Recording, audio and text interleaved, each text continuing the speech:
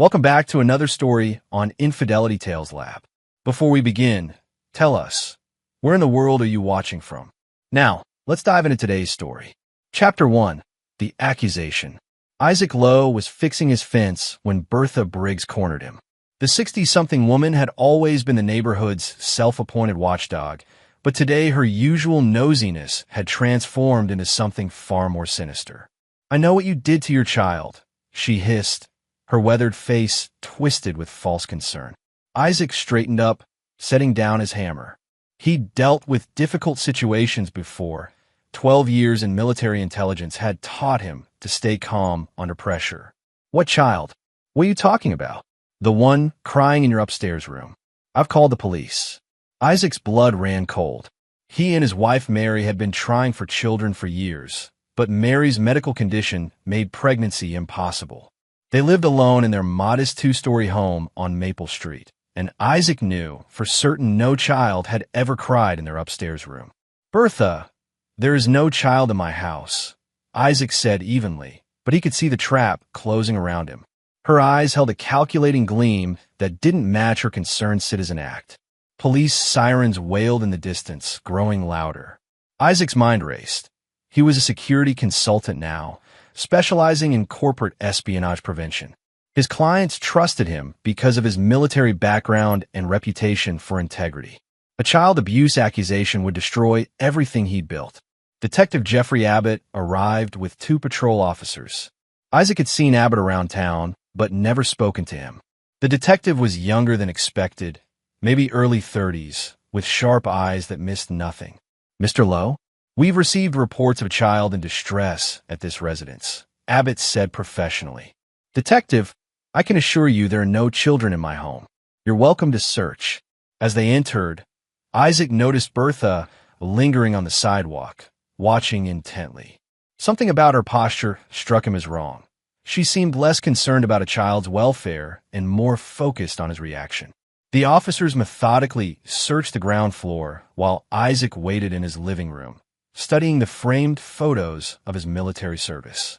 His commendations for intelligence work reminded him that puzzles always had solutions, even when they seemed impossible.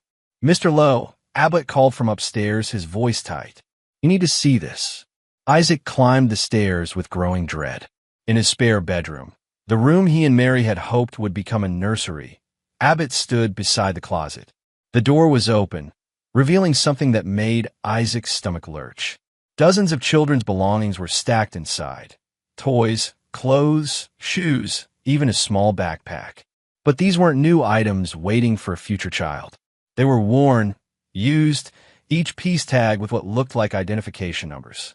"I've never seen any of this before," Isaac said, but even to his own ears it sounded weak. Abbott photographed everything while the patrol officers exchanged meaningful glances. Isaac's mind worked furiously. Someone had planted this evidence, but when? How? "Mr. Lowe, I need you to come with us for questioning," Abbott said. As they led him outside, Isaac saw Bertha Briggs watching from her porch, and for just a moment, her mask slipped. Instead of concern or satisfaction, her expression showed something else entirely: fear. She was terrified, and Isaac realized she wasn't the mastermind behind this. She was just another pawn. The real question was who was pulling her strings, and why they wanted Isaac destroyed. Chapter 2. The Setup Unravels. The interrogation room at Millbrook Police Station was deliberately uncomfortable. Hard chairs, fluorescent lighting, and the persistent smell of burnt coffee. Isaac had been here for 3 hours, and Detective Abbott had methodically gone through the same questions multiple times. "Let's try this again, Mr. Lowe. How do you explain the children's items in your home?" Isaac leaned back, calling upon every interrogation technique he'd learned in the military. Stay calm, analyze patterns, find the inconsistencies. "Detective, I've told you, I've never seen those items before today. Someone placed them there. When was the last time you were in that closet?" 2 weeks ago, when my wife asked me to store some winter coats." Isaac paused, remembering. The closet was empty then except for the coats. Abbott made a note. Despite the detective's professional demeanor, Isaac sensed something had shifted in the last hour. The questioning had become less accusatory and more investigative. Tell me about your relationship with Bertha Briggs. There is no relationship. She's a neighbor who complains about everything. My fence, my car, the color I painted my house. Today was the first time she's ever accused me of anything serious. Has she seemed different lately? More agitated than usual? Isaac considered this. Actually, yes. The last few weeks, she's been watching my house more intensely. I caught her taking pictures of my yard from her window. Abbott's phone buzzed. He glanced at it, then stood abruptly. I'll be back. Alone in the room, Isaac's training kicked in. He studied everything. The placement of the camera, the acoustic tiles that might hide recording equipment, even the coffee stains on the table that could indicate how often this room was used. Most importantly, he analyzed what he'd observed about Abbott's behavior. The detective returned 20 minutes later with a different energy entirely. He sat down and leaned forward, his official mask slipping slightly. Mr. Lowe, I need to ask you something off the record. In your military intelligence work, did you ever deal with human trafficking cases? Isaac's pulse quickened. Occasionally. Why? Because those items in your closet? They don't match any missing children reports in our system. But they do match evidence from a human trafficking case that went cold 18 months ago. The pieces began clicking into place. Isaac's security consulting business had recently taken on several high-profile clients, including a major hotel chain that had been having problems with criminal activity on their properties. His recommendations had resulted in the arrest of several traffickers. Someone's trying to frame me, Isaac said. Abbott nodded slowly. That's what I'm starting to think. But here's the problem. We still have to process this by the book. The evidence is real, even if it was planted. And there are people in this department who won't look past the obvious. What kind of people? The kind who might be getting paid to not look too closely at certain crimes. Abbott checked his watch. I can hold off on formal charges for now, but you need to find out who did this and why. Because if this goes to trial, your military service won't save you. Isaac was released on his own recognizance 2 hours later. The late afternoon sun felt different now. Everything looked the same, but his world had fundamentally shifted. His neighbor's glances lingered too long, and he noticed curtains twitching as he walked to his car. Mary was waiting for him at home, her face pale but determined. Dr. Mary Thompson had always been the calm in any storm, and even now she radiated the quiet strength that had first attracted him to her. How bad is it? She asked. Bad, but not hopeless. Isaac pulled her close, breathing in the familiar scent of her hair. Someone's playing a very sophisticated game, and they made one crucial mistake. What's that? They picked the wrong target. Whoever did this doesn't know what I'm capable of when someone threatens my family. That evening, Isaac stood in his home office, surrounded by monitors and communication equipment left over from his consulting work. He began pulling up files, making calls to old contacts, and mapping out what he knew. Bertha Briggs was the key. Her behavior suggested she was being coerced, which meant someone had leverage over her. Isaac smiled grimly. Finding leverage was what he did best. By midnight, he had the beginnings of a plan. It would be risky, potentially illegal, and definitely satisfying. But first, he needed to understand exactly who he was fighting. The game had begun, and Isaac Lowe intended to win. Chapter 3, Gathering Intelligence. Isaac's first stop the next morning was Millbrook Public Library, an institution that still maintained physical records alongside digital ones.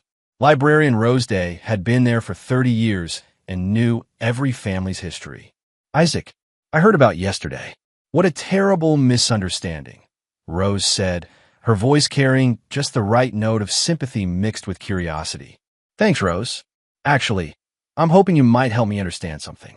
I'm trying to learn more about my neighbor Bertha Briggs. Has she always lived alone? Rose glanced around conspiratorially. Oh, Bertha's had quite the life. She moved here 5 years ago after her husband died. But before that, she leaned closer. She lived in Riverside County, where she worked for Child Protective Services. Isaac's blood chilled.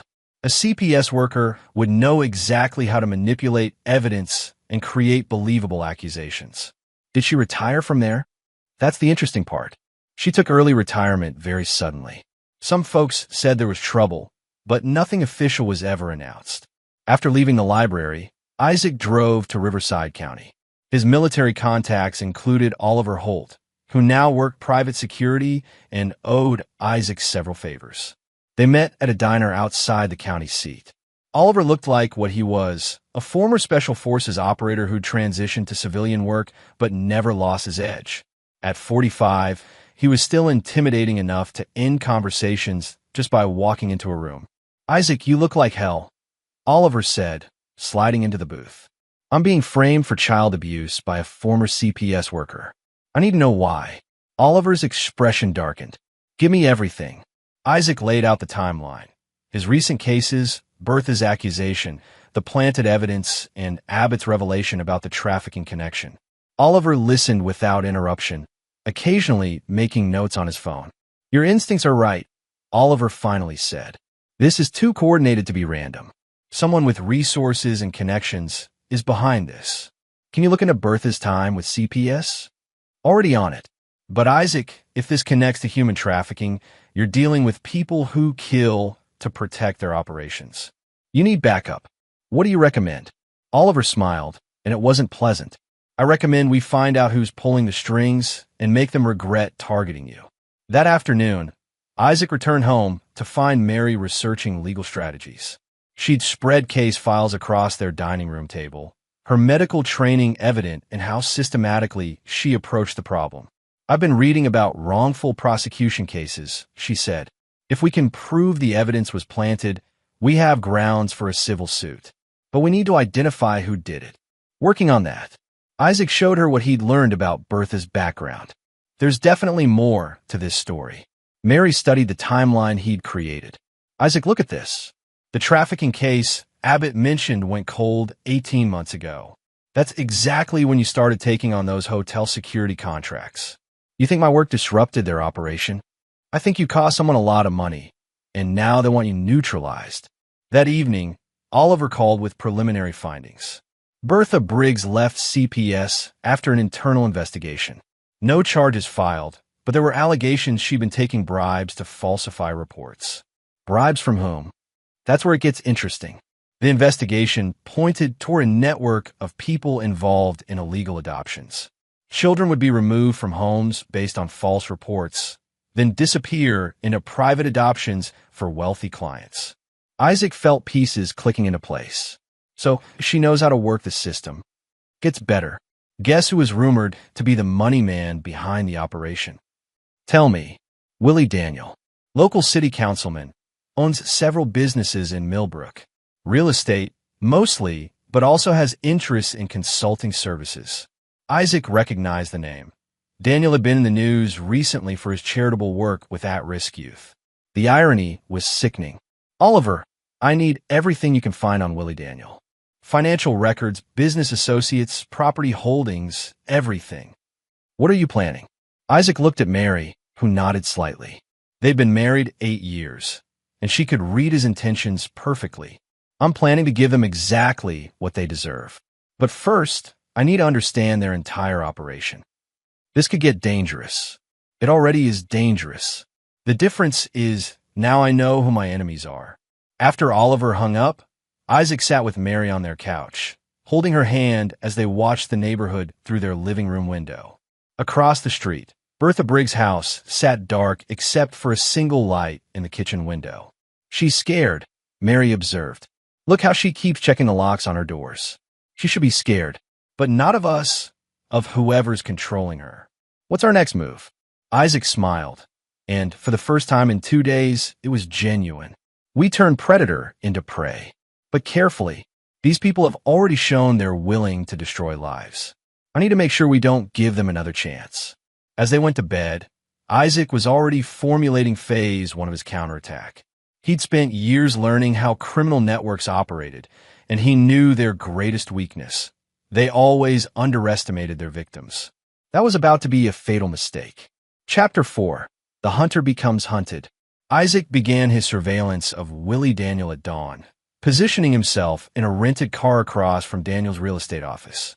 Years of intelligence work had taught him patience, and today it paid off when he observed Daniel meeting with someone unexpected, Detective Lieutenant Ray Perkins, Jeffrey Abbott's supervisor. The meeting lasted only 10 minutes, but Isaac managed to photograph their interaction through the office window. Perkins handed Daniel an envelope, received what looked like a small package in return, and left through the back exit. Isaac's phone buzzed with a text from Abbott. Need to meet. Urgent. Coffee shop on 3rd Street.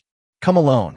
20 minutes later, Isaac found Abbott waiting in a corner booth, looking nervous. The detective's usual composure had cracked, revealing someone under significant pressure. We have a problem, Abbott said without preamble. Lieutenant Perkins is pressuring me to file formal charges against you. He says the evidence is overwhelming and the DA's office wants to move quickly. How quickly? Tomorrow morning.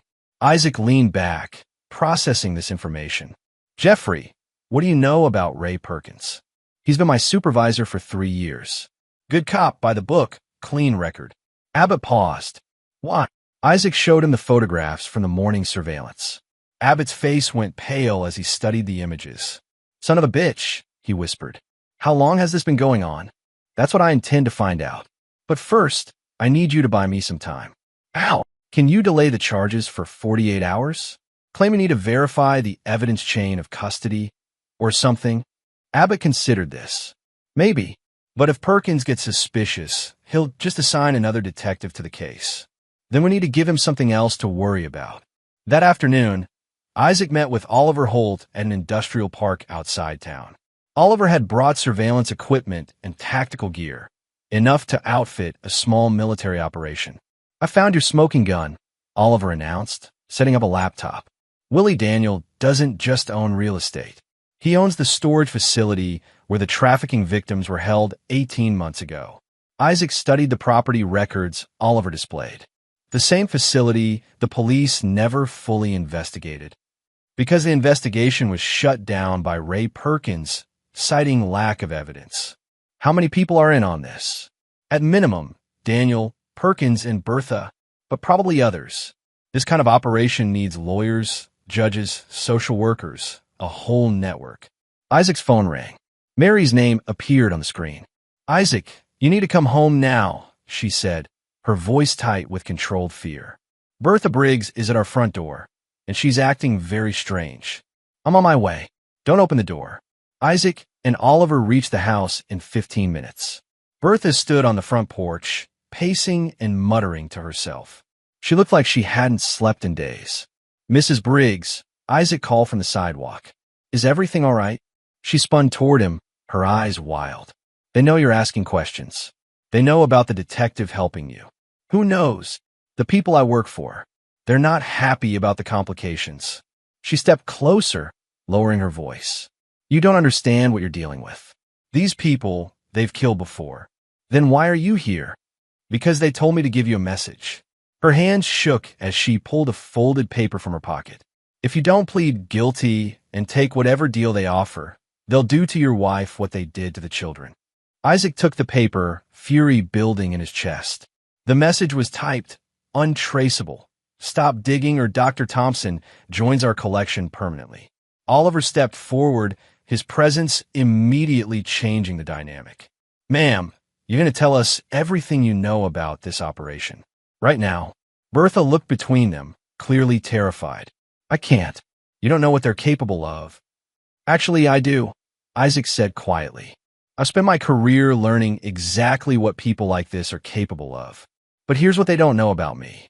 He stepped closer to Bertha, and she saw something in his eyes that made her back up against the porch railing. I'm capable of much worse things than they are. And if they threaten my wife again, they're going to discover just how creative I can be. Mary appeared in the doorway. Isaac, bring her inside. She's shaking. Against Isaac's better judgment, they brought Bertha into the living room. Mary, drawing on her medical training, provided tea and created a calming environment. Sometimes the soft approach worked better than intimidation. Bertha, how long have you been working for these people? Mary asked gently. 5 years. Ever since I left Riverside County. Bertha's voice was barely a whisper. They approached me after the CPS investigation, so they could make my problems disappear if I helped them occasionally. What kind of help? At first, just information. Which families were having problems, which children might be removed from homes. Then it got worse. Isaac sat forward. What do you mean worse? They wanted me to create problems, make false reports, plant evidence of abuse, testify in custody hearings. Tears ran down her weathered face. I told myself I was helping children, but I knew better. Why didn't you go to the police? Because they have evidence of what I did. Videos, documents, recordings. If I don't cooperate, I go to prison for the rest of my life. Oliver exchanged a look with Isaac. What about Willie Daniel? What's his role? He's the money man. He finds the buyers, arranges the adoptions, handles the payments. But he's not the boss. Then who is? Bertha's hands shook harder. I don't know his real name. Everyone calls him the patron. He has people everywhere. Police, courts, social services. That's how they knew you were investigating. Isaac stood up, pacing to the window.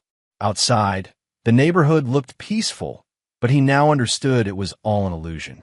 Predators lived among them, protected by corruption and fear. Bertha, here's what's going to happen, he said, turning back to her. You're going to help us bring down this entire operation. In exchange, I'll make sure you're protected when it's over. They'll kill me. Not if we get them first. Oliver smiled grimly. Isaac's right. We got enough to start dismantling their network. But we need to move fast before they realize how much we know. Isaac looked at his wife, who nodded her agreement. Mary had always supported his dangerous work because she understood that some fights were worth the risk. All right, Isaac said. Time to go hunting. Chapter 5. Setting the Trap. Isaac's plan required precise timing and multiple moving parts.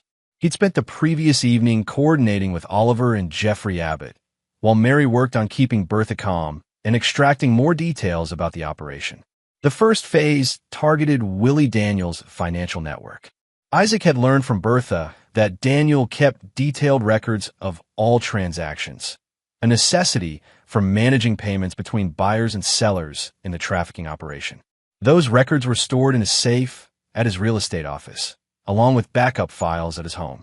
Oliver handled the technical aspects, using equipment that officially didn't exist to monitor Daniel's communications and track his movements.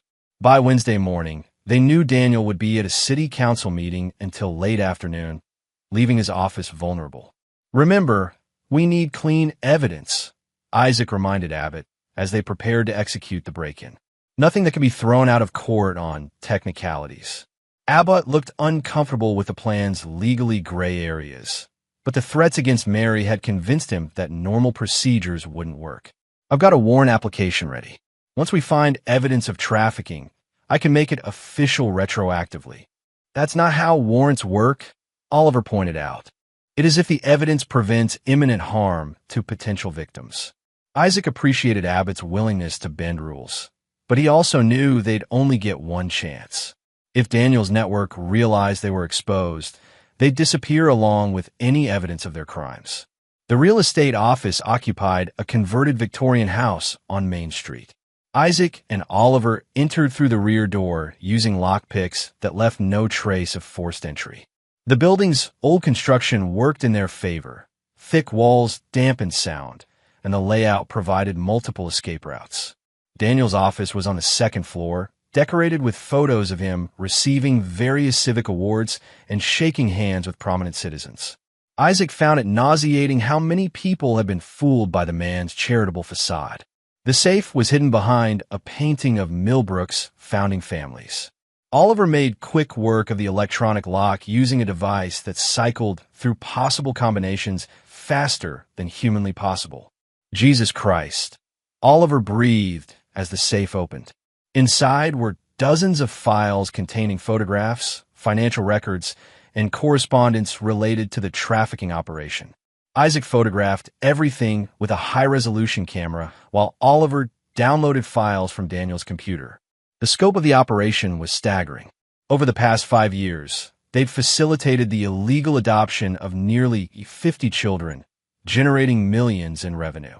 The file showed a sophisticated network extending across 3 states, with corrupt officials at every level of the system. Isaac, look at this, Oliver called from the computer. He'd found encrypted communications between Daniel and someone identified only as TP, presumably the patron. The messages revealed that Isaac's investigation had indeed triggered panic in their organization. More disturbing, they showed plans to eliminate Isaac, Mary, and Detective Abbott as threats to their operation. "We need to get out of here," Isaac said, but as he spoke, they heard voices in the hallway below. Daniel had returned early from the council meeting, and he wasn't alone. Isaac recognized Ray Perkins' voice, along with two other men they didn't identify. "Told you this was getting out of hand," Perkins was saying. "The detective's asking too many questions, and now the military guy has outside help." "It's handled," Daniel replied. "The patron has people in place. All three of them will be taken care of tonight." Isaac and Oliver exchanged grim looks. They were trapped on the second floor with evidence that could bring down the entire network. But first they had to survive the next few minutes. "Back window," Oliver whispered. Isaac shook his head.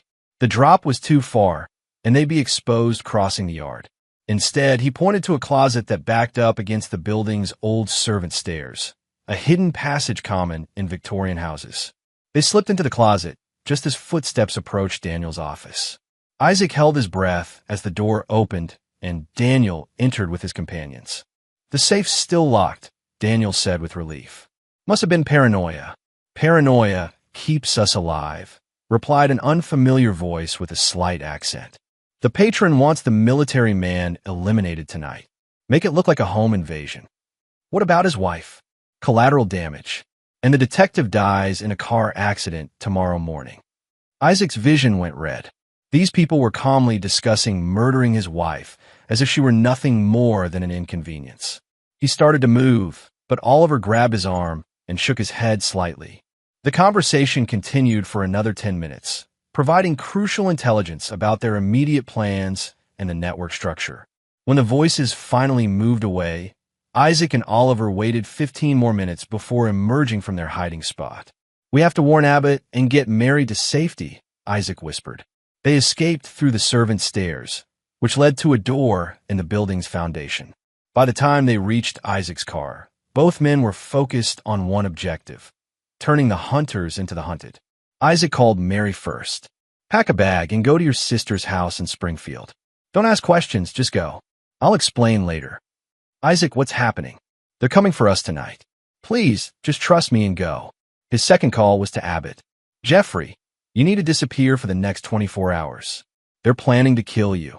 "What? How do you know?" "Because we just heard them planning it. Can you get somewhere safe?" "My brother's cabin upstate." "But Isaac, if they're moving against us, then it's time to move against them first." Isaac and Oliver drove to a safe house Oliver maintained for situations exactly like this one. The small apartment was equipped with weapons, communications gear, and supplies for an extended siege. "What's the play?"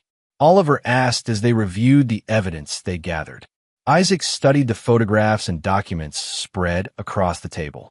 The network was extensive, but every criminal organization had vulnerabilities. The key was finding the right pressure point. "We're going to do what they least expect," Isaac said.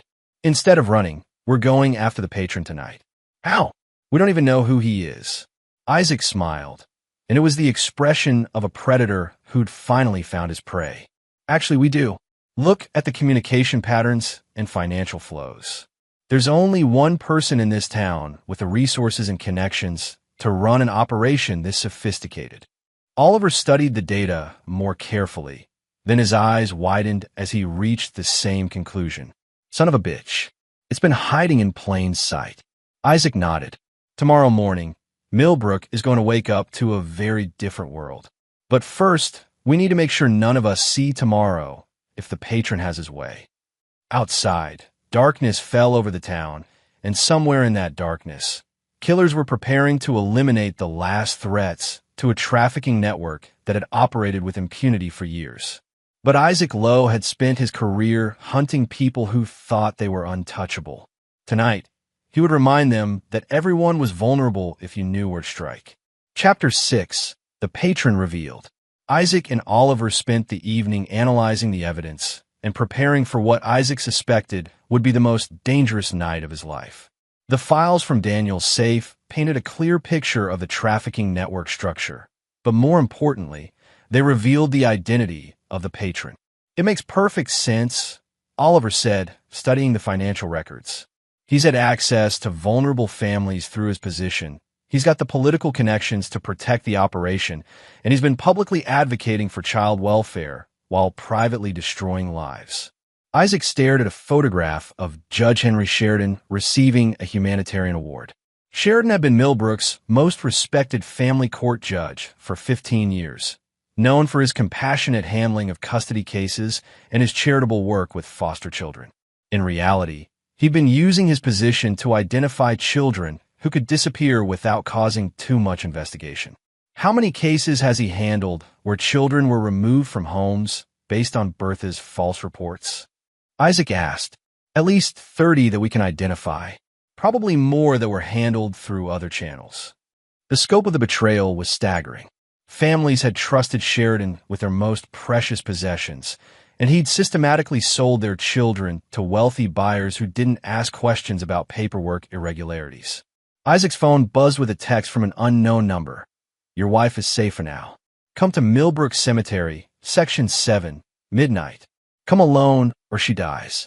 They have Mary, Isaac said, his voice deadly calm. Oliver looked up from the files. That's impossible. She went to her sister's house in Springfield. Isaac called Mary's sister, but the phone went straight to voicemail. A follow-up call to Springfield police confirmed his worst fears. 2 women matching Mary and her sister's descriptions had been taken from a house on Elm Street 3 hours earlier. How did they find her so fast? Oliver asked. Isaac was already moving, checking weapons and gathering equipment. Because Judge Sheridan has access to police databases, court records, everything. He probably knew about Mary's sister before I did. This is obviously a trap.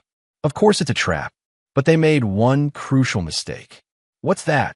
Isaac's expression was colder than Oliver had ever seen it. They assumed I'd come alone. Millbrook Cemetery had been established in 1847. Its old section filled with elaborate Victorian monuments and sprawling oak trees that blocked most of the ambient light from town. Section 7 was the oldest part, where the founding families were buried among crumbling headstones and overgrown paths. Isaac approached the cemetery on foot, using night vision equipment to scan for threats.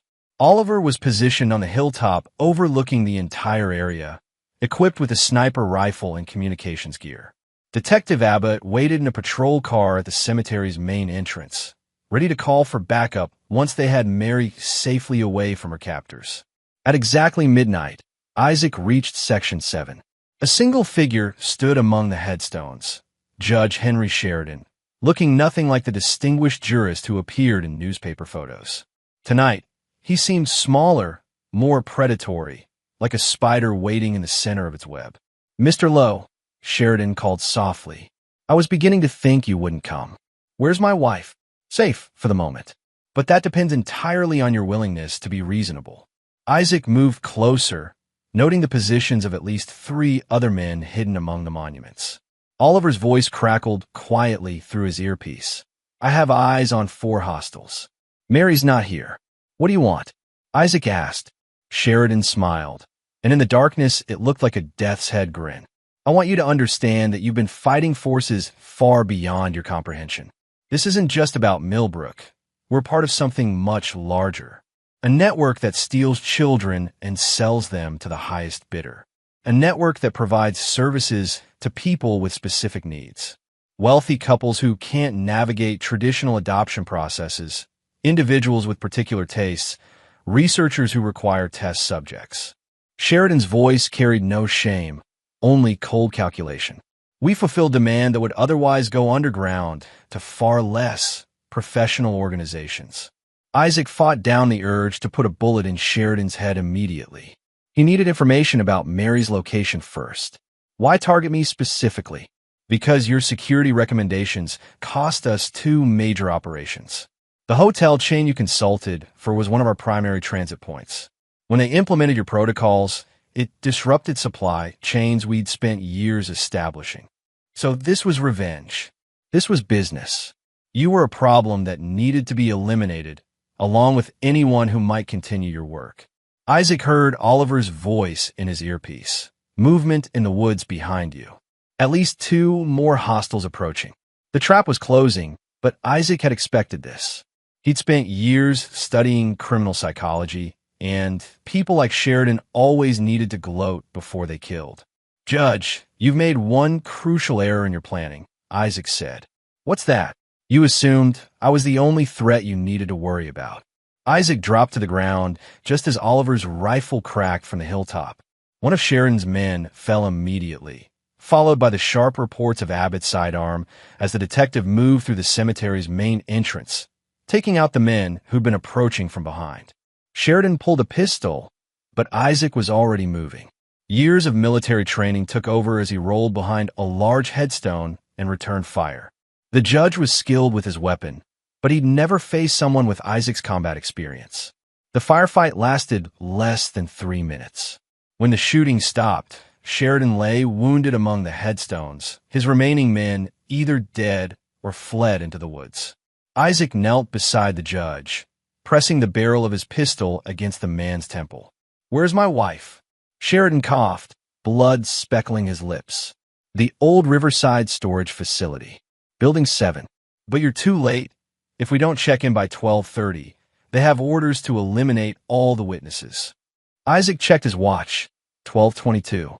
The storage facility was 15 minutes away, even driving at dangerous speeds. "Oliver, did you get that? Already moving to my vehicle. I can make it in 12 minutes. Abbott appeared among the headstones, his weapon drawn. "Is it over?"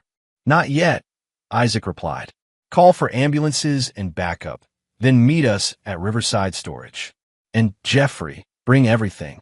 If Mary and the others are still alive, tonight's the night we end this entire operation." As sirens began wailing in the distance, Isaac looked down at Judge Henry Sheridan. The man who'd spent 15 years destroying families in the name of profit was now facing his own mortality, and the fear in his eyes was more honest than anything he'd said in years. "Judge, I want you to understand something," Isaac said quietly. "You picked the wrong family to threaten, and now you're going to pay for every child you sold, every family you destroyed, and every life you ruined." Sheridan tried to speak, but Isaac was already running toward his car. Mary was still out there, and time was running out. The final confrontation was waiting. Chapter 7. The Rescue. Isaac pushed his car to dangerous speeds through Millbrook's empty streets, Oliver's motorcycle roaring alongside him as they raced toward Riverside Storage. The facility sprawled across 20 acres on the industrial side of town, its dozens of buildings connected by narrow service roads that would provide excellent concealment for Sheridan's remaining associates. Building 7 is in the center of the complex. Oliver's voice crackled through the radio. Multiple exit routes, but also multiple positions for ambushes. Isaac checked his watch. 12:29. They had less than a minute before the deadline, assuming Sheridan had been telling the truth about the timing. In his experience, desperate criminals often lied about such details, but he couldn't risk being wrong. They ditched their vehicles at the facility's main gate and approached on foot. The storage complex was poorly lit, with long shadows between buildings that could hide an army of gunmen. Isaac's night vision equipment revealed movement in at least 3 locations. Too many hostiles to engage directly without risking Mary's safety. "I'm going for Building 7, Isaac whispered into his radio. "You take the high ground and provide overwatch." Oliver was already moving toward a maintenance ladder that led to the roof of Building 3. From there, he'd have sight lines across most of the complex. Isaac moved through the shadows like the ghost he'd been trained to be in military intelligence. His years of field work had taught him to become invisible when necessary, and tonight invisibility meant the difference between saving his wife and losing everything that mattered to him. Building 7 was larger than the others, with loading docks on 3 sides and a single entrance marked with security warnings. Isaac could see light coming from inside, unusual for a storage facility at this hour. More importantly, he could hear voices. Said 12:30, and it's already past that. Someone was arguing. "Give it 5 more minutes." The judge is thorough, but he's not always punctual. Isaac circled the building, looking for alternate entry points. A ventilation grate on the north side had been modified with hinges, clearly an emergency escape route. He slipped through it into what appeared to be an unused storage unit. The voices were clearer now, coming from the central area of the building. Isaac counted at least 4 different speakers, all male, all armed based on the metallic sounds accompanying their movements. "Don't like this," one was saying. "Too many things have gone wrong tonight." "Relax," replied a voice Isaac recognized as Willie Daniels. "Sheridan's handled worse situations than this. By morning, our problems will be eliminated and we can get back to business." Isaac peered through a gap in the storage unit's wall and saw the scene that made his blood freeze. Mary was tied to a chair in the center of the open area, conscious but clearly terrified. Her sister Ellen sat beside her in similar restraints. Both women had been beaten, though not severely yet. 4 men stood around them, all armed with pistols. Willie Daniel paced nervously while checking his phone. 2 others Isaac didn't recognize maintained watch positions near the entrance. The 4th, a large man with prison tattoos, seemed to be enjoying the women's fear a little too much. Isaac's training warred with his rage. The smart tactical move was to wait for backup, create a distraction, and engage the hostiles from a position of advantage. But every second of delay meant more trauma for Mary and Ellen. His decision was made when the tattooed man reached toward Mary with clear intention to harm her. Isaac shot him through the wall of the storage unit. The sound of gunfire in the enclosed space was deafening, causing momentary confusion among the remaining hostiles. Isaac used those crucial seconds to burst through the unit's door and engage the next closest target. Military training kicked in completely. Isaac moved with deadly precision, using the storage units as cover while systematically eliminating threats. Willie Daniel tried to use Mary as a human shield, but Isaac's marksmanship training had included hostage scenarios. A single shot took Daniel down without endangering the women. The entire firefight lasted less than 90 seconds. When the echoes faded, Isaac was kneeling beside Mary's chair, cutting through her restraints with hands that shook slightly from adrenaline. "Are you hurt?" he asked, checking her for injuries. "We're okay," Mary said, though her voice was hoarse from stress. "Isaac, there are others. They have children here." "Where?" Ellen spoke up, her voice stronger than Isaac had expected. "Building 12. They brought us here first, and we saw them moving kids into that building." Oliver's voice crackled through the radio. "Isaac, we've got company. 3 vehicles approaching fast from the east entrance." "How long?" 2 minutes, maybe less." Isaac helped Mary and Ellen to their feet. Both women were shaken but mobile. "Can you make it to the fence line?" "Yes," Mary said firmly. "Go get those children." Isaac's heart swelled with pride for his wife's strength, but there wasn't time for sentiment. Building 12 was across the complex, and Sheridan's reinforcements would arrive before he could make the trip on foot. "Oliver, I need a distraction." "On it." Explosions bloomed throughout the storage complex as Oliver began detonating charges he'd placed during his approach. The diversions would confuse the incoming hostiles and provide cover for Isaac's movement. Building 12 was locked with electronic security, but Isaac's equipment made quick work of it. Inside, he found something that would haunt his dreams forever. 24 children ranging in age from toddlers to teenagers, all showing signs of prolonged confinement and trauma. "It's okay," Isaac called out, raising his hands to show he wasn't armed. "I'm here to help. We're getting you out of here." The older children had clearly been conditioned to fear adults, but desperation overcame caution when they heard gunfire approaching the building. Isaac began leading them toward the exit, carrying 2 of the smaller ones who couldn't walk fast enough. Abbott's police sirens wailed in the distance, growing louder as backup finally arrived. Isaac emerged from Building 12 to find Oliver providing covering fire from his rooftop position, while Sheridan's reinforcements took defensive positions around the complex. "This way," Isaac shouted to the children, leading them toward a break in the perimeter fence that Oliver had created with his explosives. The sight that greeted police and paramedics would become the stuff of legend in Millbrook. Isaac Lowe walking through smoke and chaos with nearly 24 rescued children, his wife and sister-in-law helping to guide the traumatized victims to safety, while his military friend provided precision fire support against the remaining criminals. But even as ambulances arrived and began treating the children, Isaac knew the night wasn't over. They'd rescued the victims and eliminated most of the network soldiers, but the corruption ran deeper than just Sheridan and his immediate associates. Jeffrey, Isaac called to Abbott as the detective coordinated the crime scene. We need to move fast on the rest of the network. Once word gets out about tonight, the others will disappear. Abbott nodded grimly. I've already called the state police and FBI. With the evidence you gathered and the children as witnesses, we can roll up everyone connected to this operation. Isaac looked around at the devastation of the storage complex, then at Mary as she comforted a crying child. His wife caught his eye and nodded slightly. The same look of determination that had carried them through 8 years of marriage and would carry them through whatever came next. The network that had terrorized children and destroyed families for years was finally broken. But Isaac's work wasn't finished until every person involved faced justice. Tomorrow would bring arrests, trials, and a long process of healing for the victims. Tonight, Isaac Lowe had done what he'd sworn to do: protect his family and make his enemies pay for their crimes. But he had one more gift for those who'd threatened the woman he loved. Chapter 8. Justice and Reckoning. The next 72 hours transformed Millbrook from a quiet suburban town into the center of a federal investigation. FBI agents swarmed through the storage facility, Daniel's real estate office, and Judge Sheridan's chambers, collecting evidence of what prosecutors would later call the most extensive child trafficking operation uncovered in the region's history.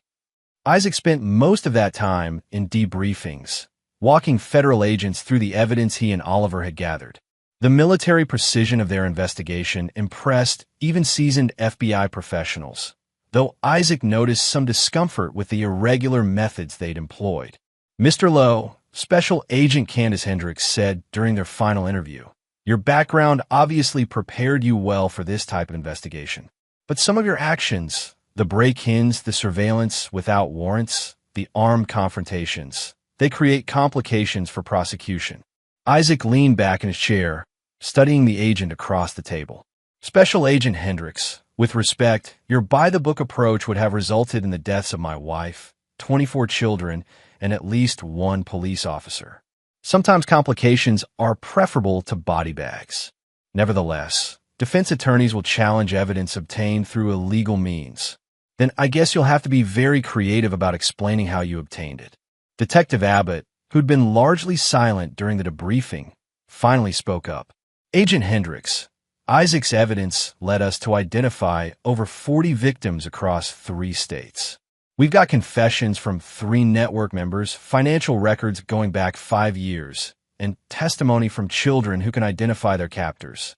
Any decent prosecutor can make this case without worrying about search warrant technicalities." Hendricks nodded reluctantly. The scope of the investigation had indeed provided overwhelming evidence of criminal activity, much of it directly admissible regardless of how the initial intelligence was gathered. "What about Judge Sheridan?" Isaac asked. "He's cooperating fully. Facing life in prison tends to make people talkative." Hendricks consulted her notes. "He's provided information about network operations in 7 other states. This case is going to trigger investigations across the entire region." Isaac felt a grim satisfaction. Sheridan's network had operated for years by maintaining secrecy and exploiting corruption. Now their own records would be used to dismantle similar operations throughout the country. That evening, Isaac returned home for the first time since the confrontation at the cemetery. Mary was in the kitchen, cooking dinner as if nothing had happened. But Isaac noticed subtle changes. The way she positioned herself to see all the entrances, the tactical pen on the counter within easy reach, the slight tension in her shoulders that spoke of someone who'd experienced real danger and would never feel completely safe again. "How are you handling all this?" he asked, pulling her into his arms. "Better than I expected," she said, leaning into his embrace. "The children at the hospital are responding well to treatment. Physical trauma heals faster than psychological damage, but they're resilient." Isaac had visited the rescued children at Millbrook General, where Mary and her medical colleagues were overseeing their care. The sight of those young faces, some defiant, some terrified, all bearing the invisible scars of their ordeal, had reinforced his conviction that their actions had been not just justified, but necessary. "Any word on permanent placements?" he asked. "Social services is working on it, but it's complicated. Many of these children were stolen from families who thought they were dead. There will be legal battles over custody, not to mention the trauma of reunification after years of separation." Isaac had been thinking about this problem. The network's files contained detailed records of which children had been taken from which families, but legal proof would take time to establish. Meanwhile, the children needed stability and care. "I've been talking with Oliver about something," he said. "A foundation to provide support for the victims, legal assistance, therapy, financial help for families during the reunification process." Mary pulled back to look at him. "That's a wonderful idea. How would it work?" "Oliver has connections in the private security world. People with resources who understand the importance of protecting children. I have my military contacts. Between us, we can raise significant funding." "And you'd run this foundation?" Isaac shook his head. "You would. You understand the medical and psychological aspects better than anyone. I'd handle the security and investigative side when needed." Mary considered this. "It would mean leaving my practice. Only if you want to. The foundation could be part-time initially, growing as the need becomes clear." They were interrupted by a knock at the door. Isaac tensed automatically. Unexpected visitors had become threatening rather than welcome, but relaxed when he saw Oliver through the peephole. "Hope I'm not interrupting," Oliver said as Isaac let him in. "But I thought you'd want to see this." He handed Isaac a newspaper. The headline read, "Millbrook Trafficking Ring Exposed. Local Heroes Save Children." Below, it was a photo of Isaac carrying one of the rescued toddlers from a storage facility. "You're famous," Oliver said with a grin. Isaac grimaced. "I hate publicity. Too late for that. The story's going national. CNN wants an interview, along with half a dozen other networks." Mary read over Isaac's shoulder. "It's a good article. They focus on the children and the investigation, not sensationalizing the violence." Speaking of the investigation, Oliver continued, "I got a call from Agent Hendricks this afternoon. Seems the FBI is interested in our consulting services for similar cases." "What kind of consulting?" "The kind where government resources aren't sufficient, and they need people with specialized skills and fewer bureaucratic constraints." Isaac understood immediately. Law enforcement agencies often face limitations that prevented them from acting quickly enough to save lives. Private consultants operating in legal gray areas could sometimes accomplish what official investigations could not. "Interesting," Isaac said. "What did you tell her?" "That we consider it on a case-by-case basis." Mary looked between them. "You're talking about making this permanent, aren't you? Hunting people like Sheridan's network." Isaac sat down beside her. "Only if you're comfortable with it. After what we've been through, I understand if you want a quieter life." Mary was silent for a long moment, staring at the newspaper photo. "Isaac, do you know what I kept thinking about while we were tied up in that storage facility?" "What?" "All the other children who went through the same thing, but didn't have someone like you willing to fight for them." She looked up at him with the fierce determination he'd fallen in love with. "If we can prevent other families from experiencing what we went through, then yes, I'm comfortable with making this permanent." Oliver smiled. "In that case, I should mention that Agent Hendricks also said there's a substantial reward for information leading to the conviction of trafficking networks. Between Sheridan's operation and the connected cases they're developing, we're looking at enough money to fund that foundation for years." Isaac felt something settling into place, a sense of purpose that went beyond just seeking justice for his own family. He discovered something during the investigation. He was very good at hunting predators, and the world was full of predators who thought they were untouchable. "All right," he said finally, "but we do this right. Professional standards, legal boundaries where possible, and we never forget that we're fighting for the victims, not for revenge." Mary squeezed his hand. "What do we call this foundation?" Isaac thought about the children's faces at the hospital, the families being reunited after years of separation, and the quiet satisfaction of seeing Judge Sheridan in handcuffs. "The Low Foundation for Child Protection," he said, "because every child deserves someone willing to fight for them." "Outside," Millbrook was returning to normal. But for Isaac and Mary Lowe, normal had been redefined forever. They discovered that evil often wore respectable faces and operated from positions of trust. But they'd also discovered that ordinary people could accomplish extraordinary things when protecting those they loved. The foundation would be their way of extending that protection to children who had no one else to fight for them. And Isaac Lowe was just getting started. Chapter 9. New Beginnings. 6 months after the destruction of Judge Sheridan's trafficking network, Isaac stood in the offices of the Lowe Foundation for Child Protection, reviewing case files that had arrived from law enforcement agencies across the country. The Foundation's success in reuniting families and supporting trafficking victims had generated requests for assistance that far exceeded their current capacity. "We need more staff," Mary said, entering the office with coffee and a stack of medical reports. "The therapy program alone requires 3 more counselors, and that's just to handle current cases." Isaac nodded, studying a map on the wall marked with pins representing active investigations. Red pins indicated confirmed trafficking operations, yellow pins showed suspected networks, and green pins marked successful interventions. The map looked like a war zone, which in many ways it was. "Oliver's bringing in 2 more investigators next month," Isaac said, both former military with specialized training. "And Agent Hendricks says the FBI wants to expand our consulting contract. Can we handle the expansion? We'll have to. Look at these numbers." Isaac showed her the latest statistics. Since Sheridan's arrest, his cooperation has led to the identification of 43 connected operations across 12 states. Each network we dismantle creates new cases, new victims who need support. Mary settled into her chair, reviewing the medical files she'd brought. "The good news is that recovery rates are higher than expected. Children are resilient, especially when they receive proper care and have family support." Isaac smiled at the pride in her voice. Mary had thrown herself into the Foundation's work with the same dedication she'd brought to her medical practice.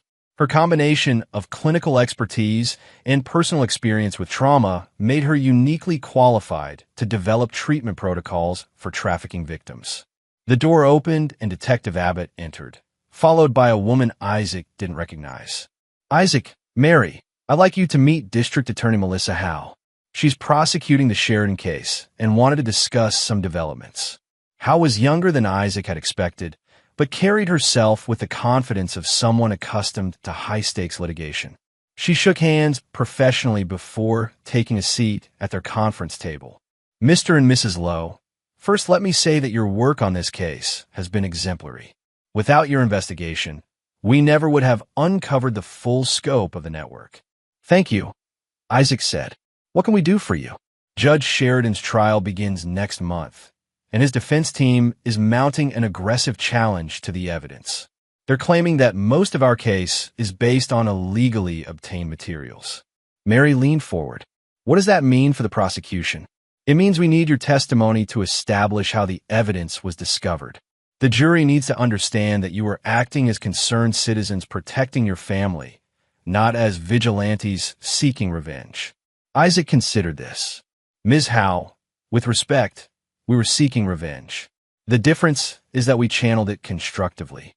"That's exactly the wrong thing to say in court," Abbott warned. "But it's the truth, and juries appreciate honesty." Isaac turned to the prosecutor. "Ms. Howe, what's your real concern here?"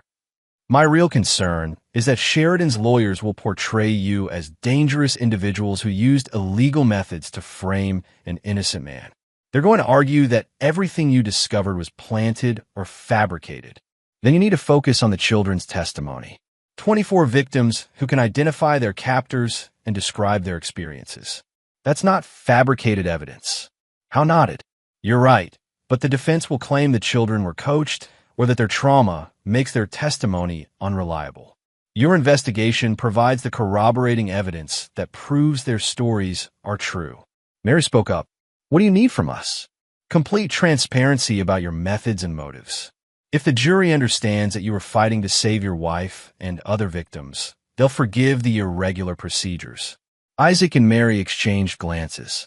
They discussed this possibility extensively, that their actions during the investigation would be scrutinized in court and potentially criticized by people who never faced similar threats.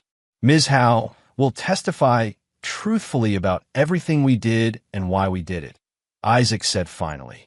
But we won't apologize for saving lives. I wouldn't ask you to.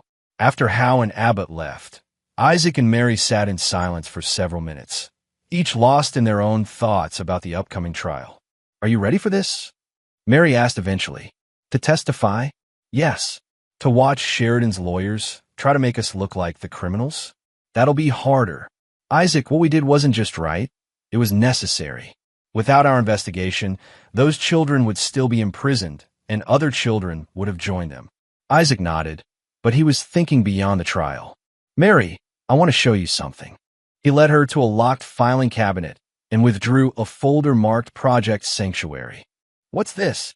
A proposal I've been developing with Oliver and some of our military contacts. A training program for law enforcement and private investigators focused on trafficking cases. Mary read through the proposal, her eyebrows rising as she absorbed the details. Isaac, this is massive. You're talking about creating a national network of specialists. Trafficking networks are highly organized and well-funded.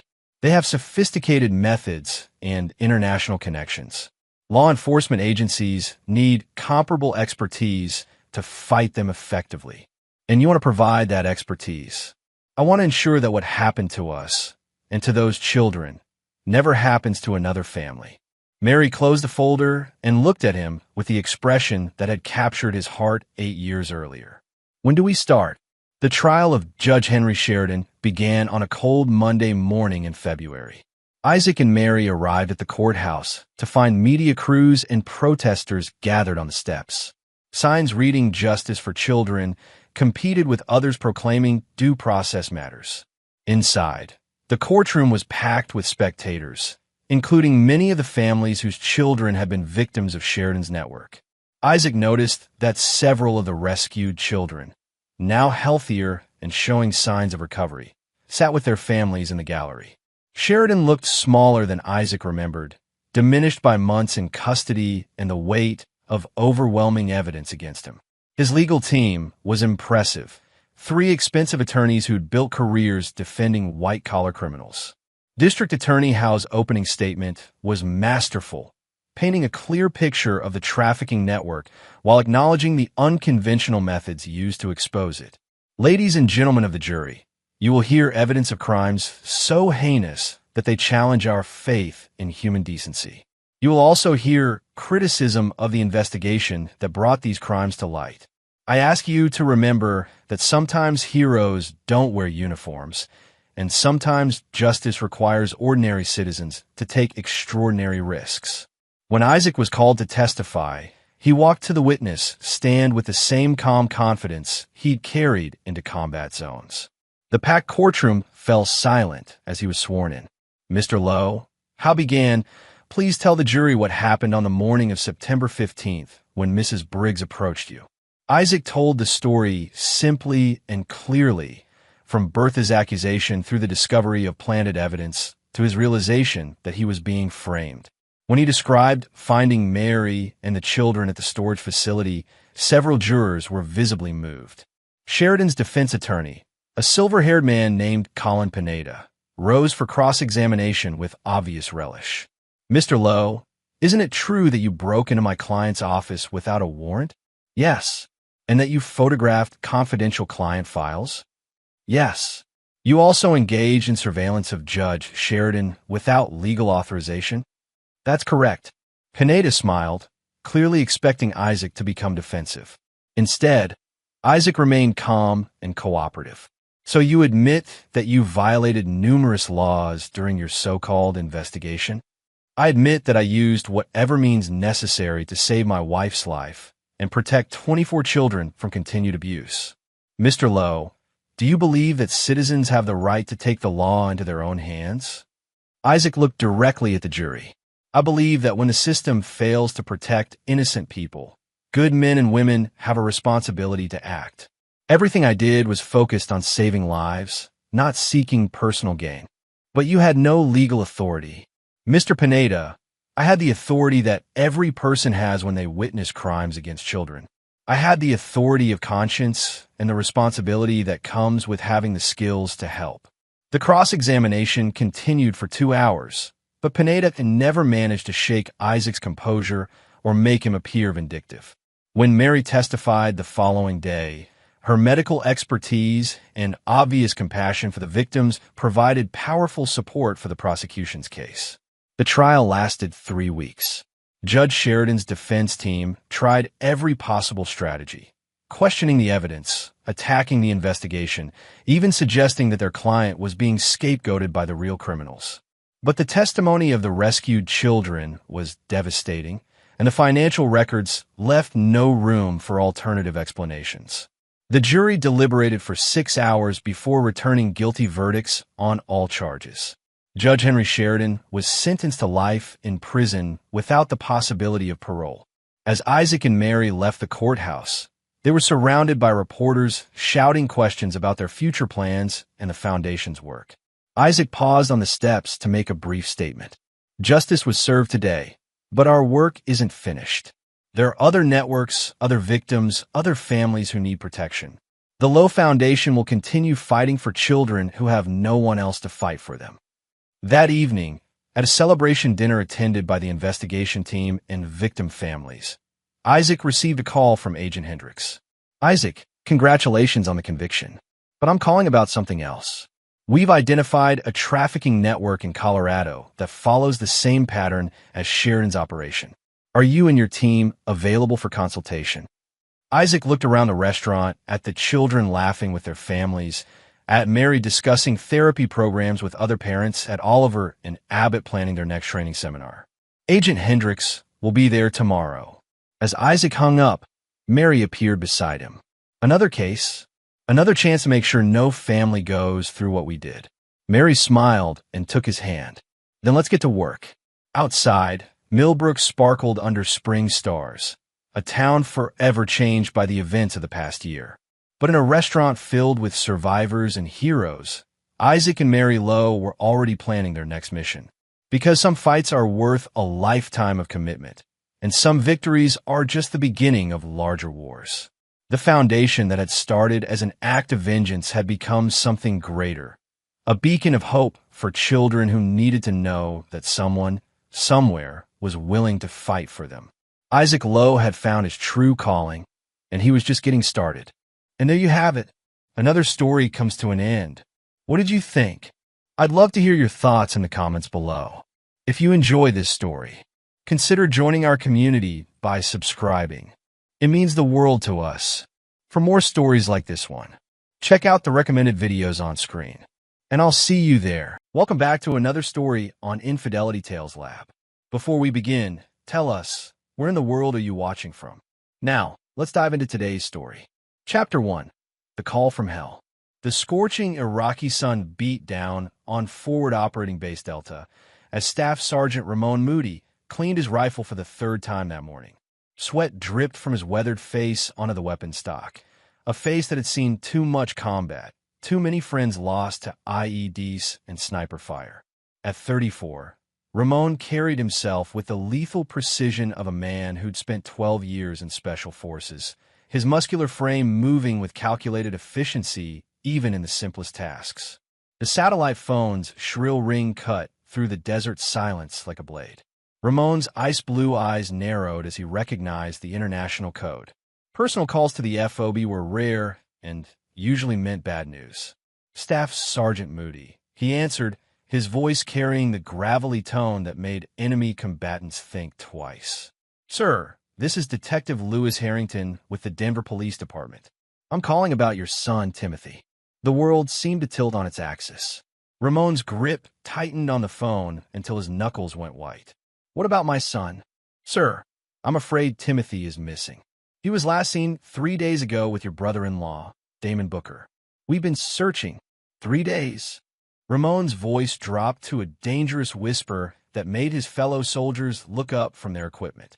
Why wasn't I called immediately? Detective Harrington cleared his throat uncomfortably. Sir, your wife initially told us Timothy was staying with friends. She only contacted us yesterday when she claimed he didn't come home. Ramon's jaw clenched. Alexis, his beautiful, manipulative wife who'd married him for the military benefits and steady paycheck, not for love. He'd suspected for months that something was wrong.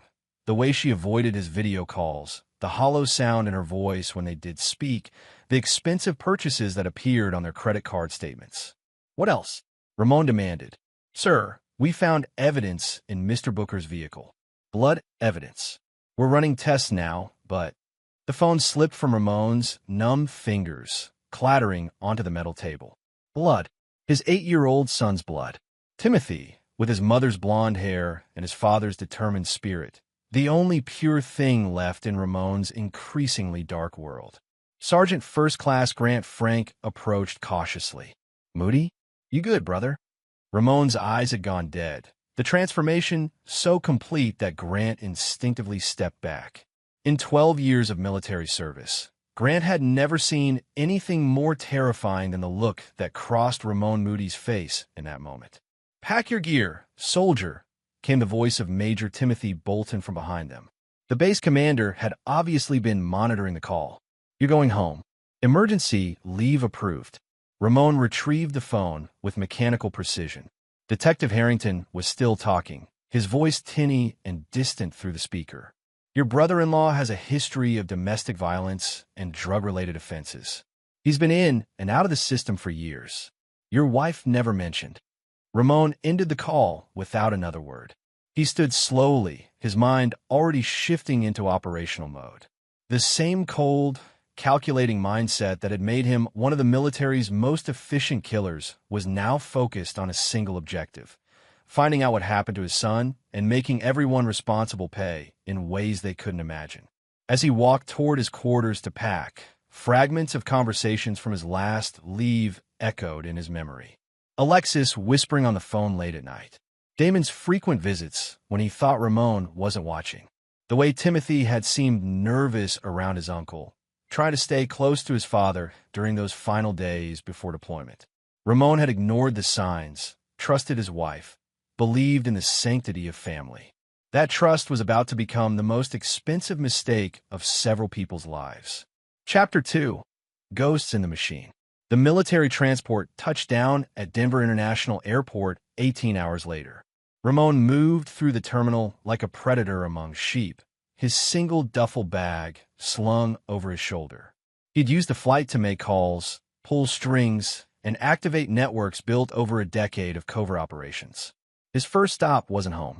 Instead, he drove his old Ford pickup to a storage unit on the outskirts of the city, one that Alexis knew nothing about.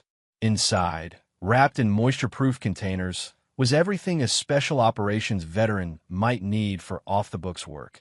Untraceable weapons, surveillance equipment, and enough cash to disappear for months if necessary. Ramon's phone buzzed with a text from Detective Harrington. Need to debrief you ASAP. Come to station when you land. He ignored it.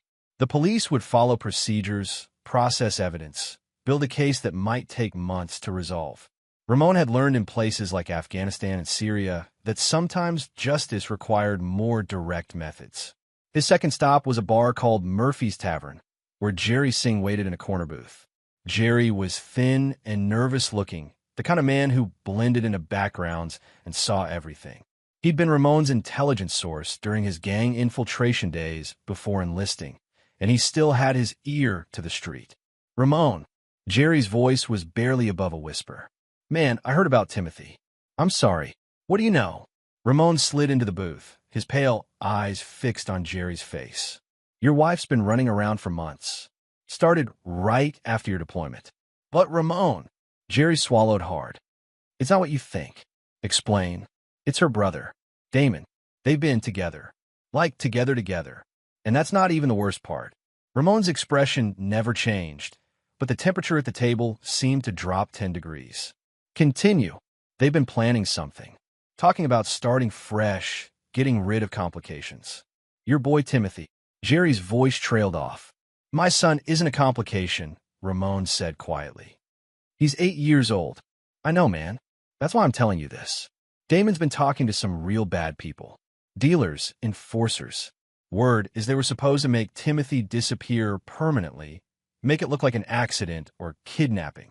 Ramon absorbed this information with the clinical detachment he'd learned in interrogation training. His wife wasn't just cheating.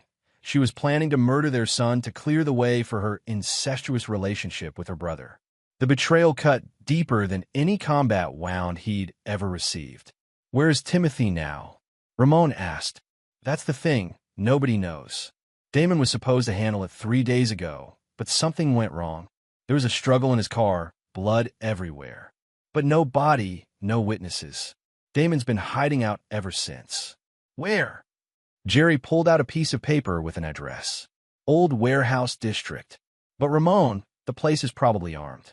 "Damon's scared, and scared animals are dangerous." Ramon pocketed the address. "What else?" "Your wife's been telling people you're not coming back. That you got killed in action and the military just hasn't notified next of kin yet. She's already been to see a lawyer about life insurance." The final piece clicked into place. Alexis and Damon hadn't just planned to kill Timothy. They planned to stage Ramon's death too, probably during his next deployment. A perfect little incestuous family with no loose ends and a substantial military life insurance payout. Ramon stood to leave, but Jerry grabbed his arm. "Man, whatever you're planning, be careful. These aren't just cheaters, they're killers. And they've got nothing left to lose." Ramon looked down at Jerry's hand until the smaller man released his grip. "Neither do I." Chapter 3. The Hunter's Moon. Ramon's childhood home sat on 2 acres outside Denver, far enough from neighbors to ensure privacy. He pulled into the driveway at 11 p.m., noting immediately that Alexis's BMW was gone. The house was dark except for a single light in the master bedroom. He entered through the back door using his key, moving through the familiar spaces with the silence of a man trained in close-quarters combat. Every room held memories of better times. Timothy's artwork on the refrigerator, family photos on the mantelpiece, the lingering scent of Alexis's expensive perfume. The bedroom door was closed. Ramon could hear voices, Alexis talking to someone on the phone, her tone casual and unconcerned. He placed his ear against the door. "Told you. The military will handle the notification. We just have to wait a few more days. Then I can start the Grieving Widow Act." Her laugh was cold, brittle. "No, Damon's handling the Timothy situation. It'll look like he ran away, got picked up by some pervert. These things happen all the time." Ramon's hand moved to the door handle, but he stopped himself. Not yet. He needed more information, needed to understand the full scope of their betrayal. "The insurance money will set us up nicely. And Ramon's death benefits, plus the house." She paused. "What do you mean you can't find the boy? How hard is it to dispose of an 8-year-old? Ramon backed away from the door, his operational mind cataloging details. Alexis was talking to someone else, not Damon. The plan was bigger than just the two of them. And Timothy, his son, was still alive, still out there somewhere. He retreated to his study and opened the safe hidden behind his military commendations. Inside were documents, photographs, and a USB drive containing every piece of intelligence he'd gathered over the years. Ramon had always been thorough, always prepared for the worst-case scenario. He just never imagined it would involve his own family. The laptop hummed to life as he accessed encrypted files and activated dormant surveillance programs. Within minutes, he had location data on every phone number in Alexis's contact list, financial records going back 2 years, and security footage from local businesses near Damon's last known address. What he found made his blood run cold. The affair had started 6 months ago, but the planning went back even further. Alexis had been researching military death benefits, life insurance policies, and legal procedures for missing children. She consulted with lawyers about custody issues in the event of spousal death. Most damning of all, she purchased a large life insurance policy on Timothy just 3 weeks before Ramon's deployment. His son wasn't just an obstacle to their relationship. He was worth more dead than alive. Ramon's hands trembled slightly as he closed the laptop. In all his years of combat, facing terrorists and enemy combatants, he'd never felt the pure, crystalline rage that now filled his chest. These people had betrayed not just him, but an innocent child. His child. The bedroom had gone quiet. Ramon moved to the window and watched Alexis's BMW pull into the driveway. Two figures got out, Alexis and a man he didn't recognize. Not Damon. Someone new. Ramon faded back into the shadows of his study as the front door opened. He could hear Alexis's voice, higher now, nervous. Told you he's supposed to be dead. The notification should have come through by now. Well, he's not dead, the man replied in a gravelly voice. Because Jerry Singh just called Damon. Your husband's back in town, and he's asking questions. There was a long silence. Then Alexis spoke again, her voice now carrying the sharp edge of panic. Then we need to move up the timeline. How quickly can you make Ramon disappear? Tonight, if necessary. But it'll be messy and expensive. I don't care about messy. I care about permanent. Ramon smiled in the darkness, a cold, predatory expression that would have terrified anyone who saw it. His wife had just signed her own death warrant, and she didn't even know it.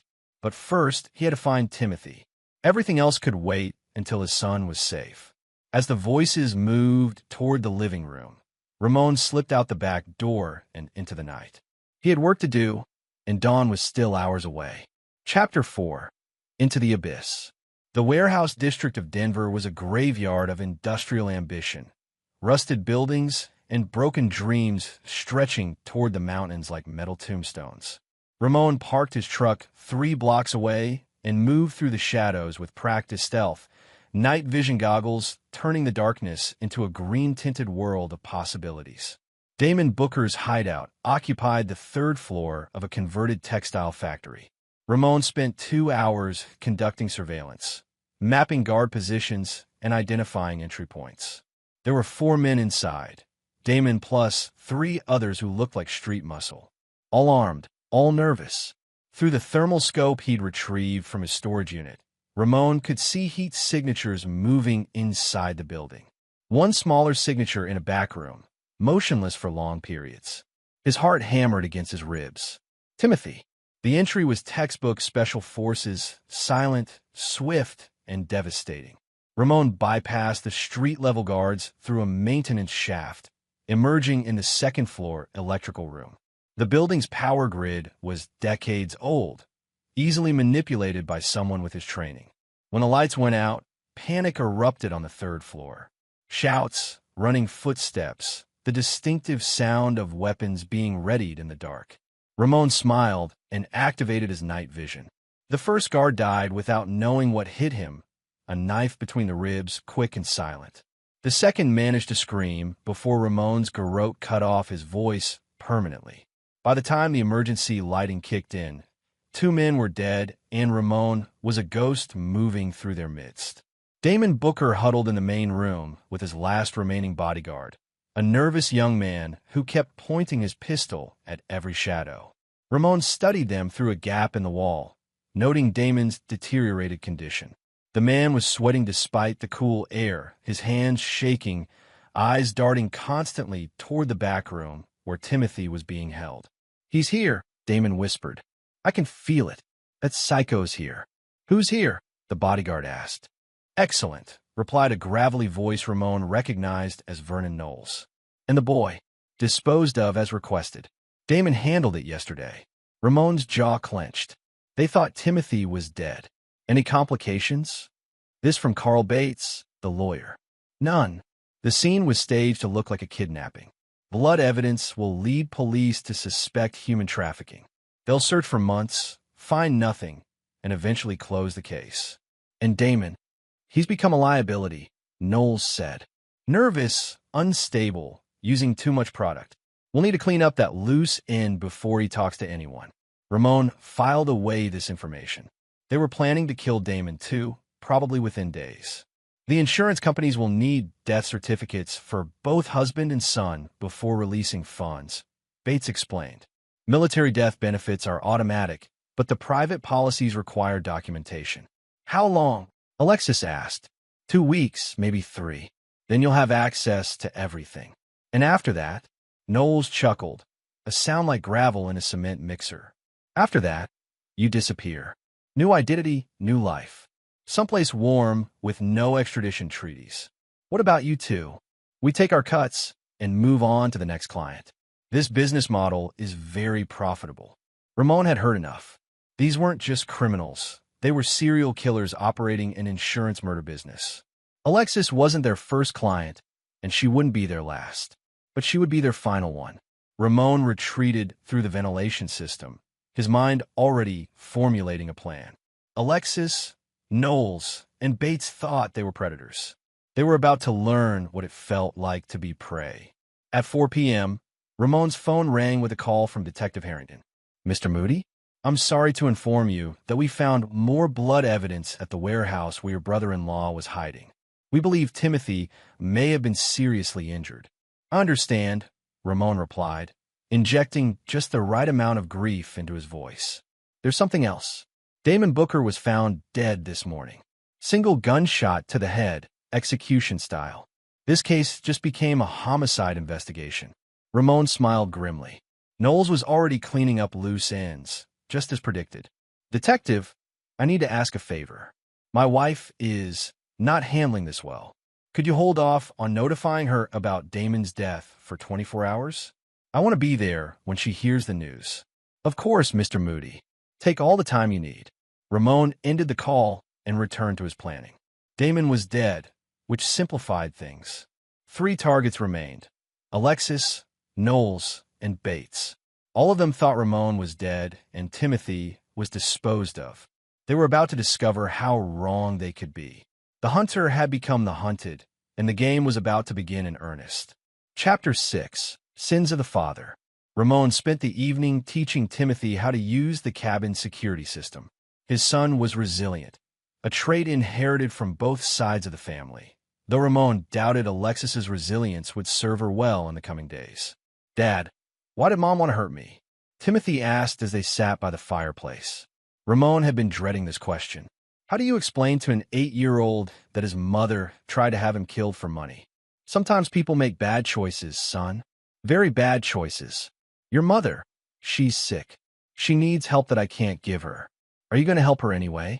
Ramon looked into his son's innocent eyes, eyes that still held love for the woman who'd tried to murder him. "I'm going to make sure she never hurts anyone again. That's a different kind of help." The next morning brought news that Vernon Knowles had been found dead in his office, apparent suicide. A note confessed to kidnapping and murdering Timothy Moody, then killing Damon Booker to cover his tracks. The note apologized to the families and cited overwhelming guilt as the reason for taking his own life. Ramon read the news report with professional admiration. Someone was very good at staging crime scenes. Probably Alexis herself. He'd underestimated her operational capabilities. His phone rang. Detective Harrington again. "Mr. Moody, I have good news and bad news. The good news is we've solved your son's case. Vernon Knowles left a full confession before killing himself. And the bad news? I'm sorry, but based on the confession and evidence, we have to presume Timothy is deceased." Knowles detailed the disposal method. "We may never recover the body." "I understand, Detective. Thank you for everything you've done." After ending the call, Ramon sat in silence for several minutes. Alexis had just made her final move, eliminating Knowles and positioning herself as the grieving widow and mother. She probably thought she was free and clear. She was wrong. That afternoon, Ramon drove to Denver to conduct final surveillance on his targets. Carl Bates was in his office, conducting business as usual. Alexis was at home, playing the part of the devastated mother for the neighbors who brought casseroles and offered condolences. Ramon watched her through binoculars from a concealed position across the street. She moved through the house like an actress rehearsing for a performance, touching Timothy's toys with theatrical sadness, sitting by the window with a handkerchief pressed to her eyes. It was a masterful performance. She'd probably practiced in the mirror. At 6 p.m., Alexis left the house dressed in black, driving toward downtown. Ramon followed at a distance, watching her enter the same high-rise where Bates had his office. But instead of going to the 20th floor, she stopped at the 15th. The directory listed it as a private medical practice. Dr. Gustavo Quick, plastic surgeon. Ramon felt the pieces clicking into place. Alexis wasn't just planning to disappear with the insurance money. She was planning to become someone else entirely. New face, new identity, new life. Through the building's security cameras, which he'd hacked hours earlier, Ramon watched Alexis meet with Dr. Quick. They discussed surgical procedures, healing times, and payment schedules. The doctor showed her computer simulations of how she would look after the operations. The woman in the simulations bore no resemblance to the Alexis Moody who'd married a young soldier 12 years ago. Ramon made his decision. The surgical consultation lasted 45 minutes. When Alexis left the building, she found a note on her windshield. Your husband and son are waiting for you at home. Come alone, where the police will receive very interesting evidence about insurance fraud and conspiracy to commit murder. A friend. 20 minutes later, Alexis burst through the front door of their house, her composure finally cracking. Hello, Alexis, Ramon said from the living room sofa. You look surprised to see me. She stood frozen in the doorway, her face cycling through shock, terror, and calculation. Ramon? But you're dead, the military said. The military says a lot of things. Sometimes they're even true. Ramon gestured to the chair across from him. Sit down. We need to talk. Where's Timothy? The question came out as a whisper. Safe, which is more than you can say for yourself. Alexis slowly approached the chair, but remained standing. I don't know what you think you know, but I know everything. Ramon's voice cut through her protests like a blade. The affair with your brother. The insurance policies. The murder plot. Vernon Knowles. Carl Bates. All of it. Her facade crumbled completely. Damon said you were dead. He showed me the official notification. Damon's dead. Knowles is dead. You killed them both to cover your tracks. Ramon leaned forward slightly. Very professional work, by the way. I'm impressed. You can't prove anything. I don't need to prove anything to a court of law, Alexis. I'm not a police officer anymore. The implication hung in the air between them like a loaded weapon. What do you want? She asked finally. I want you to understand something, Ramon said quietly. You tried to murder my son. Our son. For money. There is no forgiveness for that. There is no redemption. There is only consequence. Ramon, please. The consequence, he continued as if she hadn't spoken, is that you're going to confess everything to the authorities. You're going to plead guilty. You're going to serve your time in prison, however long that might be. And if I refuse? Ramon's smile was colder than Arctic wind. Then I'll remind you that I've spent 12 years learning how to make people disappear without a trace. And unlike you, I've never failed at it. The choice was simple, life in prison or no life at all. Alexis chose prison. Chapter 7, The Reckoning. The confession took 3 hours to record. Alexis detailed every aspect of the conspiracy while Ramon operated the camera, ensuring that her admission was legally admissible. She spoke of the affair with Damon, the recruitment by Vernon Knowles, the planning stages of the murders, and her own role in executing the plan. What emerged was a portrait of systematic evil that went far beyond insurance fraud. Knowles had been running his operation for years, targeting military families because their deaths were easier to stage overseas. Alexis wasn't his first client. She was number 7 in a series of cases stretching back to 2019. How many children? Ramon asked during one particularly damning revelation. 12, Alexis whispered. Maybe more. Knowles kept records, but he destroyed them after each job. Ramon felt sick. They hadn't just been planning to murder Timothy. They'd been part of a systematic operation that had killed at least 12 other children for insurance money. Where Knowles' records? Safe deposit box. First National Bank, downtown branch. Box 847. Key. Alexis reached in her purse and handed over a small brass key. I was supposed to clean it out after everything's settled. Ramon pocketed the key. Those records would implicate dozens of people in multiple murders. The FBI would be very interested in that evidence. One more question, Ramon said as the confession wound down. Did you ever love Timothy? Even a little? Alexis looked directly into the camera for the first time in hours. No, he was always your child. Never mind. I tolerated him because he was part of the package. But love him? No. The honesty was more devastating than any lie could have been. Ramon stopped the recording and uploaded the file to an encrypted server accessible to law enforcement. Then he made a series of phone calls to Detective Harrington, to the FBI, to the Military Criminal Investigation Division. By morning, the story would be international news. By evening, dozens of other cases would be reopened.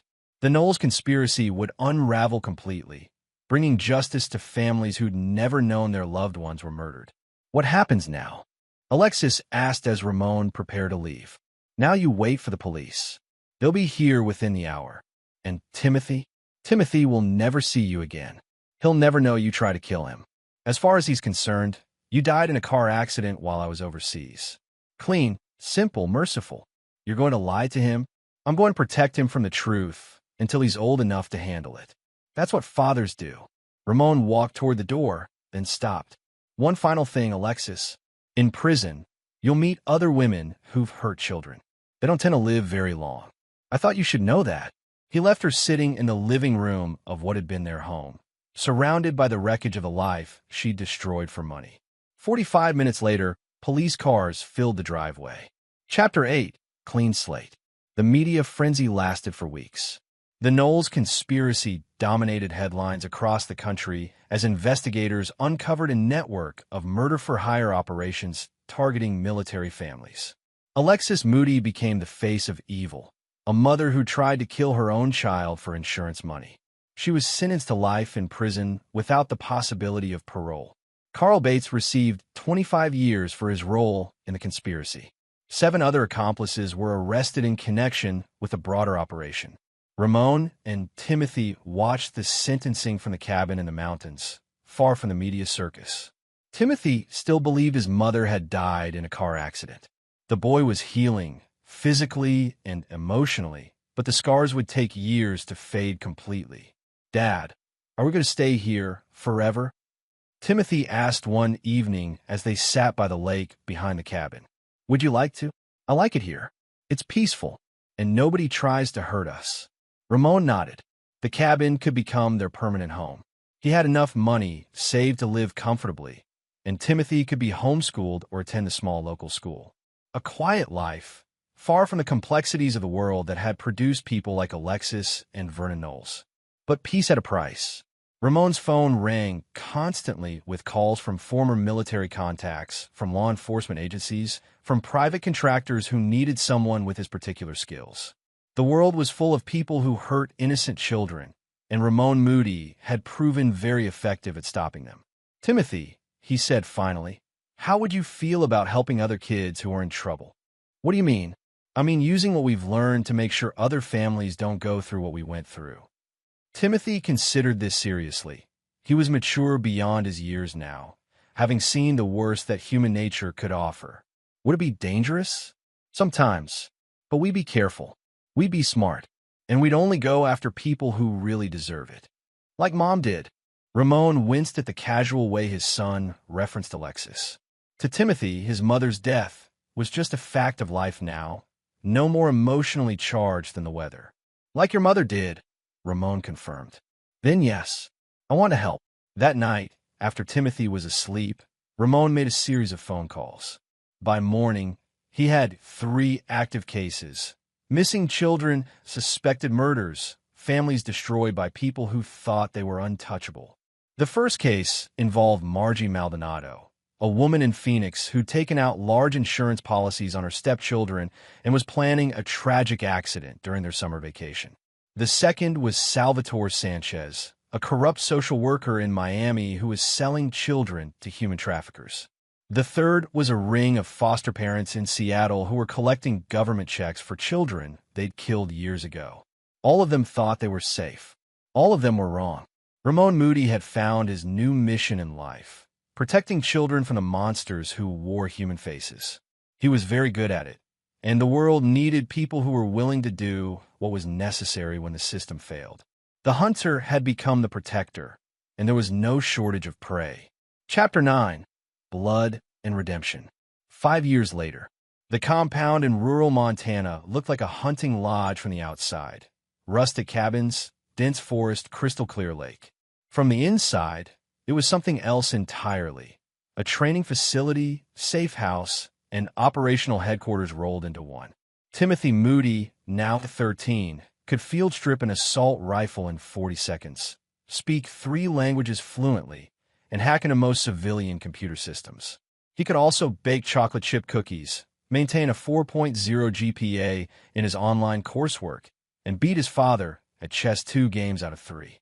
Ramon watched his son through the kitchen window as Timothy practiced defensive driving techniques in the compound's obstacle course. The boy had grown tall and lean, with his father's ice blue eyes and his mother's analytical mind, though he'd learned to use that analytical nature for protection rather than predation. They'd saved 43 children in 5 years.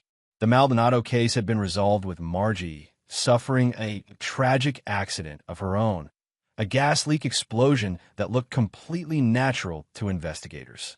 Salvatore Sanchez had been found dead in his office, an apparent heart attack brought on by stress.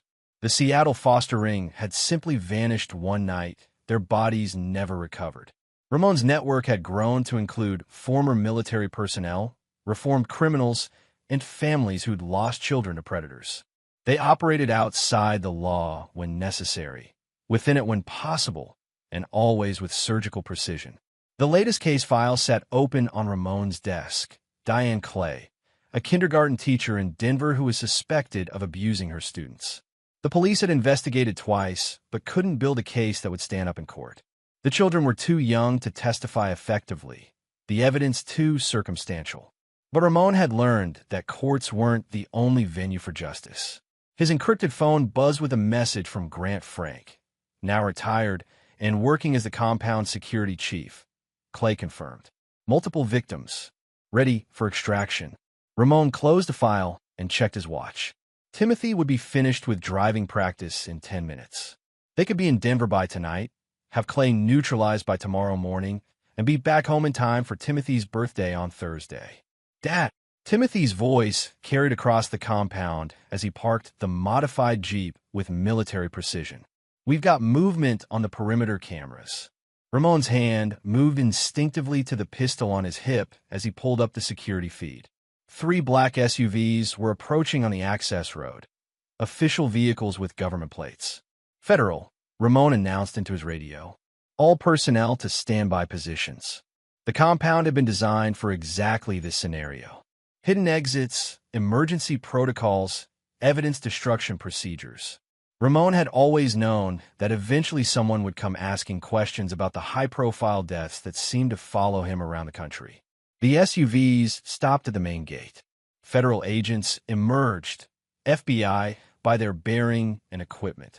The lead agent approached the intercom with the confident stride of someone accustomed to being obeyed. Ramon Moody? Agent Tamara Wise, FBI. We need to talk. Ramon activated the intercom. About what? About Alexis Moody. She was found dead in her cell yesterday morning. Apparent suicide. Ramon felt no grief, no satisfaction, just a sense of completion. Alexis had finally paid the ultimate price for her crimes. I'm sorry to hear that, he said through the intercom, but I don't see how that concerns me. My wife died in a car accident 5 years ago. Mr. Moody, we know who you are and what you've been doing. The question is whether we're going to work together or work against each other. Ramon considered this. The FBI wouldn't have come alone if they were planning to arrest him. This felt like recruitment. Timothy, activate Protocol 7, he said into his radio. Protocol 7 would scrub their computer systems and prepare the compound for immediate evacuation, if necessary. He opened the gate. Agent Wise was a serious woman in her 40s, the kind of federal agent who'd spent her career building cases against people who hurt children. She entered the compound's main building with professional wariness, her backup agents flanking her but not drawing weapons. Impressive setup, she said, noting the surveillance equipment and tactical gear. Very professional. I like to be prepared, Ramon replied. What do you want, Agent Wise? I want to offer you a job. Timothy entered the room carrying a tray of coffee, playing the part of the innocent teenager perfectly. Agent Wise's eyes softened slightly when she saw him, a reminder that everything Ramon had done was for children like Timothy. What kind of job? Ramon asked. The kind that lets you keep doing what you're already doing, but with official backing. Budget, resources, legal protection. Agent Wise pulled out a tablet, and showed him a presentation. The FBI was forming a new task force focused on crimes against children, cases that fell through the cracks of normal law enforcement, cases where traditional methods weren't effective. We need people who are willing to go places we can't go, do things we can't do. People who understand that sometimes justice requires more direct methods. Ramon studied the proposal. Official sanction for his operations. Government resources. Legal immunity for actions taken in the course of duty. And Timothy, full scholarship to any university he chooses, followed by a position with the Bureau if he's interested. His skills are impressive for someone his age. Timothy looked at his father. In his eyes, Ramon saw the same cold intelligence that had helped them survive 5 years of hunting predators. His son had grown up in this world, understood its necessities, accepted its moral complexities. What do you think, son? I think, Timothy said carefully, that 43 children aren't enough. There are thousands more out there who need help. Agent Wise smiled. I was hoping you'd say that. Ramon made his decision. The war against people who hurt children would continue, but now it would have the full weight of the federal government behind it. When do we start? Tomorrow. We have a case in Las Vegas. A daycare operator who's been selling access to the children in her care. Local police have been investigating for months without results. Understood. Ramon stood and extended his hand. Agent Wise, welcome to the war. As they shook hands, Ramon caught Timothy's reflection in the window. His son was smiling, not with the innocent joy of childhood, but with the cold satisfaction of a predator who just found new hunting grounds. Some people were born to protect the innocent. Some were born to hunt the monsters who threaten them. The Moody family had found their calling. 3 months later, a daycare operator in Las Vegas was found dead in her office, an apparent overdose. The children in her care were relocated to safer facilities, and the trafficking ring she'd been part of was completely dismantled.